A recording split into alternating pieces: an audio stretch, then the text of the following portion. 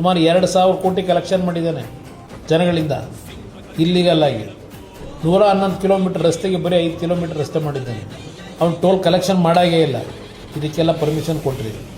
ಅದರಿಂದ ಮೊನ್ನೆ ದಿನ ಕೊಟ್ಟಂಥ ತೀರ್ಪೇನಿದೆ ಕಳೆದ ತಿಂಗಳು, ಈ ಕ್ಷಣದವರೆಗೆ ಈ ಸರ್ಕಾರ ಏನು ಕ್ರಮ ತಗೊಂಡ್ರಿ, ಕೋರ್ಟು ನ್ಯಾಯಾಲಯದ ತೀರ್ಪುಗಳು ಅಂತ ಹೇಳಿ ಯಾವ್ಯಾವ ರೀತಿ ಬಡ ಜನರ ಮೇಲೆ ನೀವು ಅವ್ರ ಜೀವನ ಹಾಳು ಮಾಡಿದ್ದೀರಿ ಕೋರ್ಟ್ ಹೆಸರಿನಲ್ಲಿ ನೋಡ್ತಾ ಇದ್ದೀವಿ ಸರ್ಕಾರದಲ್ಲಿ.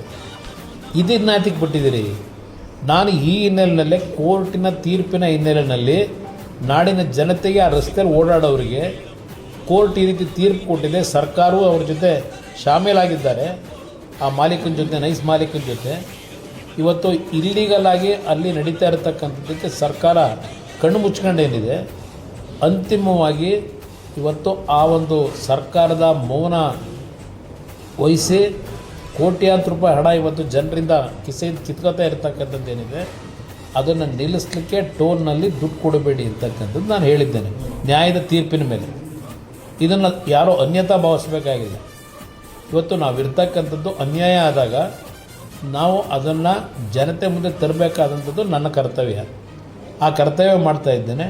ನಾಡಿನ ಜನತೆಗೂ ನಾನು ಮನವಿ ಮಾಡ್ತೇನೆ, ಈ ವಿಷಯದಲ್ಲಿ ನಾನು ಹುಡುಗಾಟಿಕೆ ಮಾಡಿಲ್ಲ, ಇಲ್ಲ ಸಾರ್ವಜನಿಕರಿಗೆ ತೊಂದರೆ ಕೊಡಬೇಕು ಅಂತ ಮಾಡಿಲ್ಲ. ಸಾರ್ವಜನಿಕರಿಗೆ ಏನು ತೊಂದರೆ ಕೊಡ್ತಾ ಇದ್ದಾರೆ, ಅವರಿಂದ ಹಣ ಏನು ಕಿತ್ಕೊತಾ ಇದ್ದಾರೆ ಇಲ್ಲಿಗಲಾಗಿ, ಅದಕ್ಕೆ ಯಾರು ಬೆಂಬಲ ಕೊಡಬೇಡಿ ಅಂತಕ್ಕಂಥದ್ದನ್ನು ನಾಡಿನ ಜನತೆಗೆ ಹೇಳ್ತಾ ಇದ್ದಾರೆ.